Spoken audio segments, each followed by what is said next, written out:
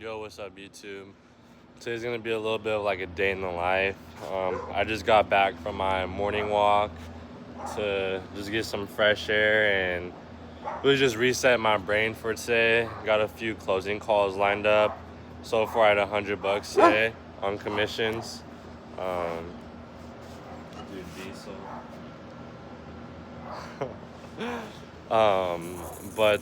Yeah, I'll just be giving you guys like an update on like each call after I take them, how the call went, things of that nature. And then yeah, we'll see how the day goes. Hopefully it should be a pretty big day though.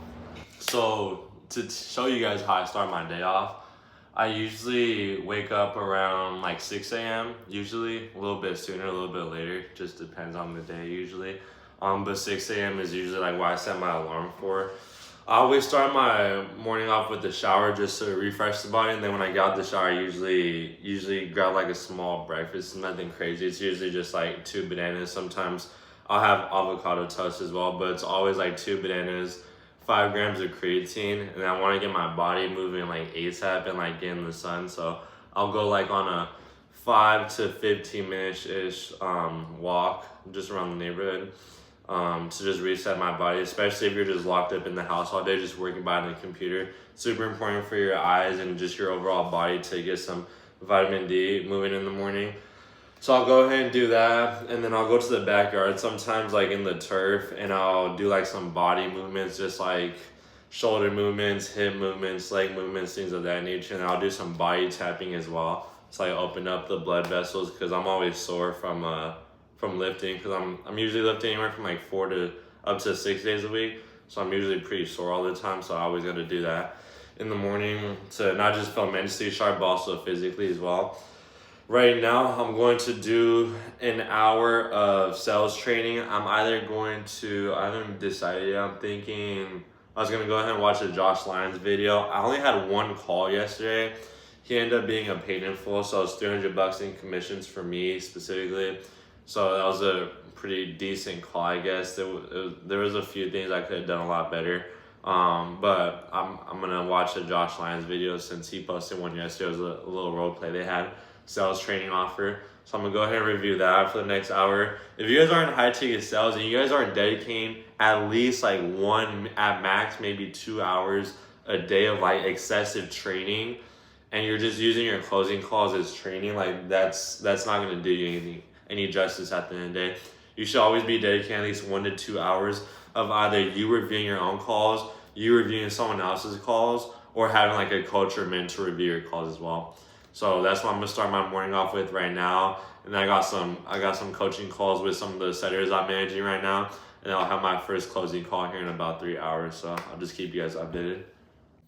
Yo, I just hopped off a call with one of the setters I'm managing. And today we went over something a little bit interesting, and his question was more so like how would you go about like on an appointment setting call, so you're on the phone with someone and they're saying that they're not really interested in like getting mentored. They're more so looking for like a free like community or like just something like low ticket, like nothing crazy, just something basic to learn or whatever their reason might be for wanting to go ahead and do that. And something I'm also starting to realize as an appointment setter, you have to be able to like challenge them, like to understand like why they want to go ahead and do that. So you could just go ahead and go about it as in like, okay, yeah, man, I understand that. What's sort of coming up for you that makes you want to do that, instead of like getting a mentor to really speed up your learning curve. And then you're gonna get like the real tangible concern or issue. There could be a variety of concerns at the end of the day. I mean, they could say they've gotten scammed before. They're new to the business model, so they want to start off with something basic before they just go ahead and go all in into a mentor.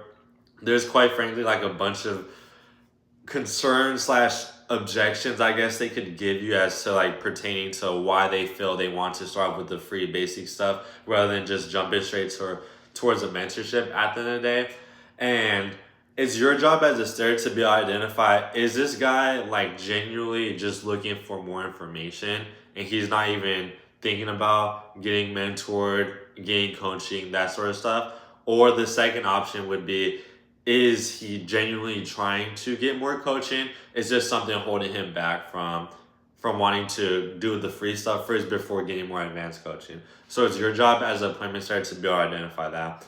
If you get a prospect that's 50-50, that's like 1 foot in with the free stuff, but then 1 foot out with getting mentored, I would still treat it as he needs mentoring, because we know that he needs mentoring, but he doesn't know that himself. So that's your job, to nurture him with the right sales assets that you're going to send him when you book him on your closer's calendar. And then as a closer, you should be able to get to the truth and get to the root cause of why they're in the position that they are, as in like right here, right now, to be able to help them overcome that, to be able to build the urgency, build the trust, have them take ownership, right? So that's going to be completely disassembled or whatever you want to call it by the time they hop on the closing call and by the time they finish the closing call as well. Okay, so that could be eliminated. But if they genuinely are just looking for more information, don't book them into the closer's call. They're gonna go into the call with the wrong mindset. Chances are as well, they don't like and know the creator enough to go ahead and do that.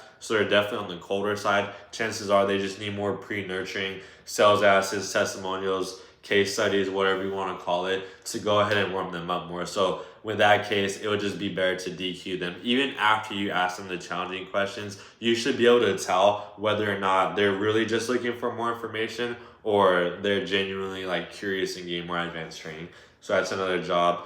A common issue that appointment setters could face in the high ticket sales space specifically. But yeah, I just wanted to go ahead and share that with you guys. I'm gonna go grab some food right now. As of now, I got a few more closing calls on the calendar. I got 5 closing calls. They're all going to be back to back. Super, super good prospects on the calls too. So we'll keep you guys updated on how those calls turn out. And yeah, I'll keep you guys updated with everything. Yo, what's up, YouTube? So to give you guys a quick update on how the day's been so far. So my first call actually ended up canceling. So started off a little bit slow. My second call was a close for $1K on a 3-month payment plan. So it's like a quick $100 commission. So I was at $200 commission after that call. Pretty easy going prospect. He didn't really give me any objections. It was more so about making the finances work for him specifically. He's not an NFL player. He plays in a different league, but he was with the Raiders temporarily for a little bit. So he was actually pretty good at football. So yeah, I had a call with him, closed him on like a $1K by 3-month payment plan. And then after that, I had a call with another guy, but he ended up no-showing.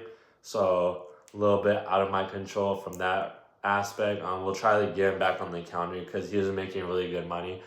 And then my next call right after that, I just hopped off a call with that guy right now.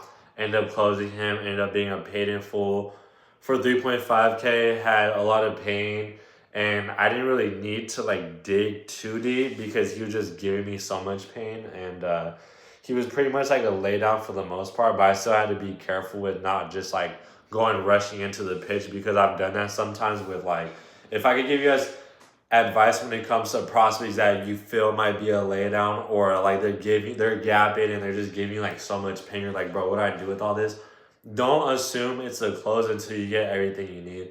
So that's something I did a little bit better on this call specifically. I didn't just like settle for what he was telling me, even though it was a lot of pain and I had a good feeling from the get-go that he was going to close. I didn't take him for granted. I didn't skip over my framework at all. I still dug into the data that I needed to in order to like truly solidify the close.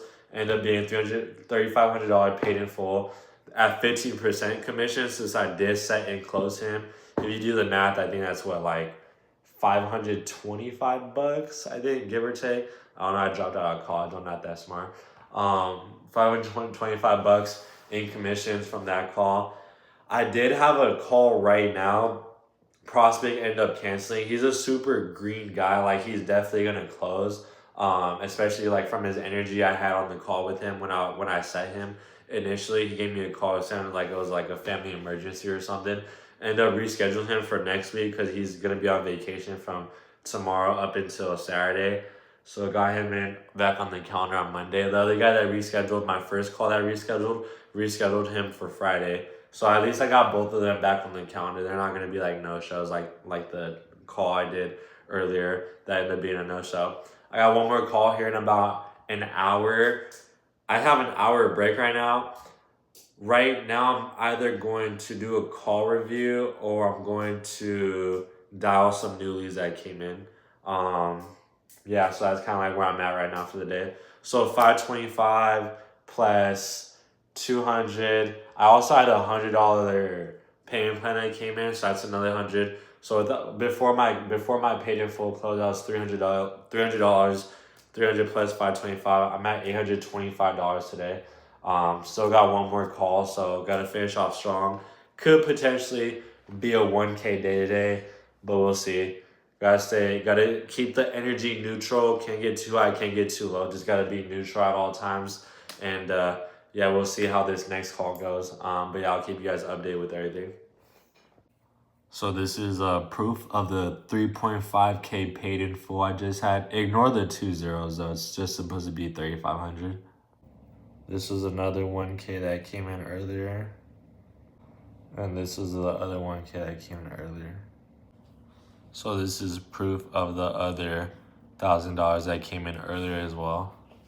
I'm doing a call review right now. It's more so like a training YouTube video. If you guys have been watching my content for a little bit, you guys should know by now that Josh Lyons is like the guy I look up to, and I try to not implement my game after him, but a lot of the sales philosophy that goes outside of just the sales world, I learned from him as well.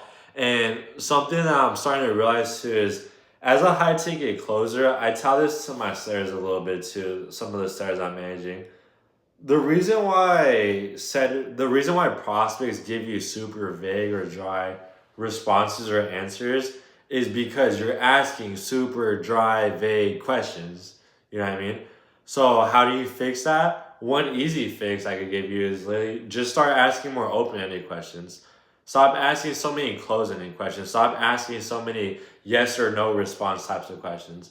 If you guys don't know what the difference between an open-ended question versus a closed-ended question is, a closed-ended question is more so questions that start off with words like are, has, have, is, word, like questions that start off like that, right? Because all those responses, they could usually end up being like a yes or no or maybe response, right? And not only that, but you're doing all the work for the prospect instead of making them do the work. And as a setter and even as a closer, you want the prospect to always be talking more than you, right? However, there are times where it is okay to ask close-ended questions. By all means, it's not like you're only going to ever use open-ended questions, but open-ended questions should always be what you start the question off with. So what's an open-ended question? I mean, if you go back to kindergarten, what, why, who, when, where, how, right? If you really start off with that, you're really going to start asking so many open-ended questions. Another trick that I've somewhat been using sometimes, but something I'm starting to realize too that I also learned from Josh is, in order to start asking more open-ended questions, that doesn't just start off by asking them more often on your calls, on your mocks, and when you're actually doing sales training. Listen to the way that you talk to your family and friends, and when you're communicating with them, ask yourself, like truly pause and ask yourself, am I asking them like open-ended or closed-ended questions? Like the conversations I have with people around me and in my circle, are the conversations usually like getting anywhere? Like, are they starting off here and then getting somewhere else that's even more interesting than how the conversation initially started? Like, if you can just do that, then that's gonna transfer over to your sales, and that's where the internal mastery plays in. So it's something I'm truly starting to realize that I think is helping me not just ask more open-ended questions, but also understand the psychology behind why prospects give me vague or dry answers. You know what I mean? It's usually because my questions are starting to get boring, or I'm just not asking high-quality questions. You ask BS questions, you get BS answers. I think one of my parents used to tell me this. I think my dad or maybe my mom. Like, why? Like, you ask dumb questions, you get a dumb response, right? It's literally the exact same thing in sales. So something to keep in mind of as well. Another thing I've also noticed is a big question I like asking a lot of prospects, setting and closing, it really doesn't matter, is like what's shifted, like what's their turning point in their personal life that makes them now want to take action rather than the past 3, 6, 9, 12 months that they've already been dealing with XYZ problem.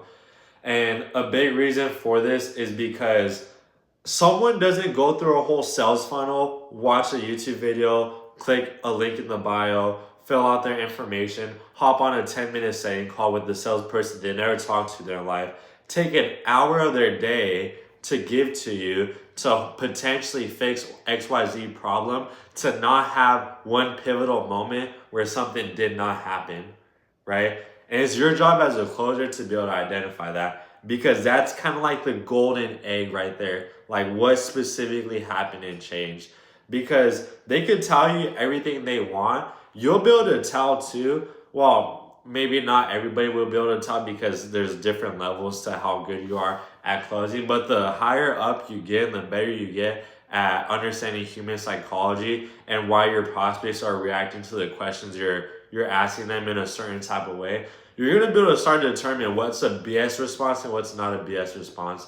And until you get a non-BS, truthful, authentic answer, when you get that, what's shifted now, what's changed now, why is now so much different if you've already been dealing with XYZ problem the past 6 months, shoot, maybe even the past 6 years, what makes now different, then you're truly getting to like the root cause of why they went ahead and booked the call in the first place, right?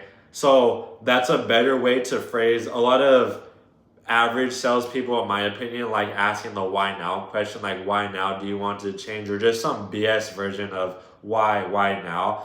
A better version would be what shifted, what was the turning point, what clicked in your mind after that third, the fourth, the fifth promotion after work that makes you now want to get help that's going to allow you to do XYZ that you're already not able to do because you've already been dealing with XYZ problem, right? So the sooner you're able to come to that realization as a closer, man, it should be super detrimental to your close rate, how truthful and honest your conversations are getting, and where they're ultimately getting in the first place as well, okay? But those are two kind of yap sessions that I wanted to talk to you guys about. So the first one being open-ended versus closed-ended questions. Why are prospects giving me BS answers and responses? Probably because you're probably asking them BS questions or responses. However, that's not always the case. Some prospects are just naturally inclined to act that way or behave that way. That could be a variety of different reasons. I'll probably save that one for another video as to why prospects end up giving you knee-jerk responses or just BS responses. The second one was what did we just go over right now? Just going over the fact that when it comes to what's shifted now and getting the turning point, when they've been dealing with the problem for so long, I just told you guys how they're not going to hop on this call now. They would have done something 6 months ago. You know what I mean? It's kind of the analogy, if you want to put it, you don't go to the hospital, like the emergency room, until you're actually like dying, right? There has to be a turning point where they feel that they're like quote unquote dying, so where they need to come to the emergency room, which is them filling out the whole sales funnel and going through the whole sales process up until they hop on that Google Meet or Zoom call with me, right? That could be, to give you an extreme example, the greatest examples I could think of would be, man, I got out of bed one day and I sneezed and blew out my back, or man, I've been having chest pains and they've gotten significantly worse. Like the last time I played basketball with my son, and I was playing basketball with him, and it was hard to breathe, and I had to stop playing because I couldn't catch my breath. You know what I mean? Those are super extreme examples. However, that's the level of extreme you want to get with the prospects on these calls, right? So just something that's been on top of my mind. Hopefully you guys were able to get some sort of at least 1 to 2 takeaways from that. But I'm going to go ahead and get back to that sales training call. And I'll let you guys know how we finish the day off. So just got out of the gym right now. Today I had 5 calls on the calendar today. 2 of them end up canceling. Well, technically I had 6. So 2 end up canceling. We got them back on the schedule. 1 ended up no-showing. I don't think he's answered yet. So he might be... probably not going to get back on the calendar. The 3 calls I did take, 2 of them I closed. One was a 3.5K paid in full. The other one was a 1K by 3-month split payment plan. So I was still closed. And the last call I just took, he was a close. I felt super good in the discovery with him. I might actually upload that one on YouTube. He actually only had money in cash. He like showed me his bank and everything. So I genuinely don't think he was lying.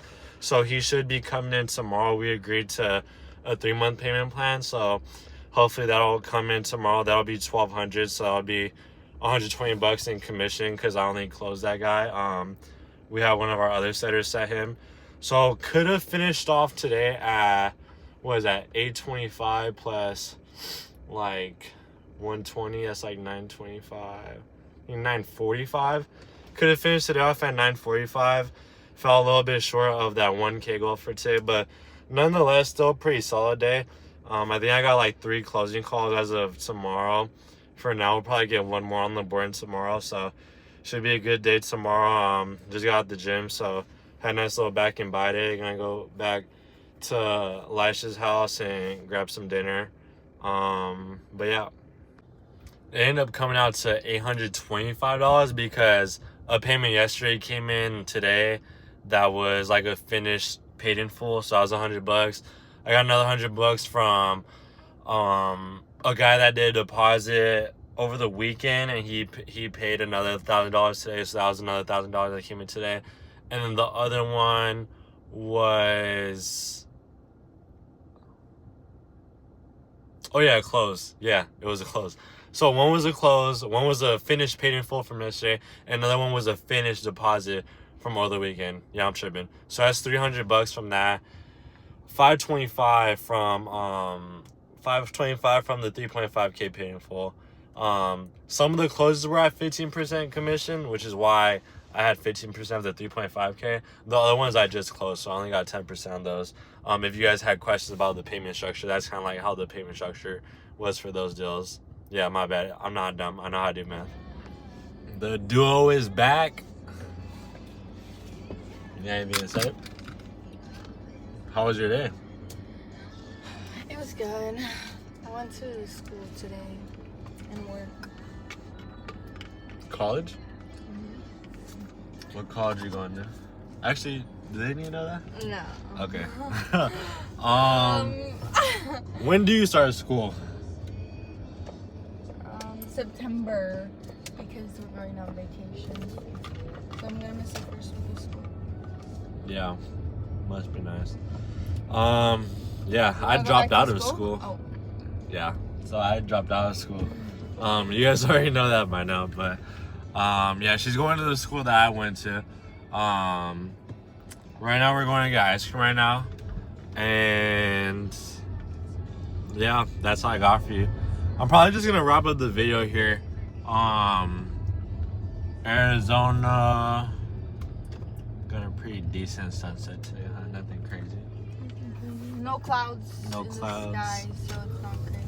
Might go on a walk when we get back, but I'm gonna grab some ice cream and then get back to work tomorrow. That's all I got for you guys today. If you guys have any questions, you guys know where to find me. RAC Compy and JJ on Instagram. Don't hesitate to ask me any questions, whether that's about scriptless selling, how to get into high ticket sales, or even just like reviewing like a closing call you guys might have. Feel free to send me that on Instagram. And yeah, I hope you guys were able to learn a little bit of the day in the life of a high ticket remote setter, closer, hybrid. I'm doing a little bit of everything. So hope you guys enjoyed the video. Thank you guys for watching and supporting along the journey. God bless you guys, and we'll see you guys on the next one.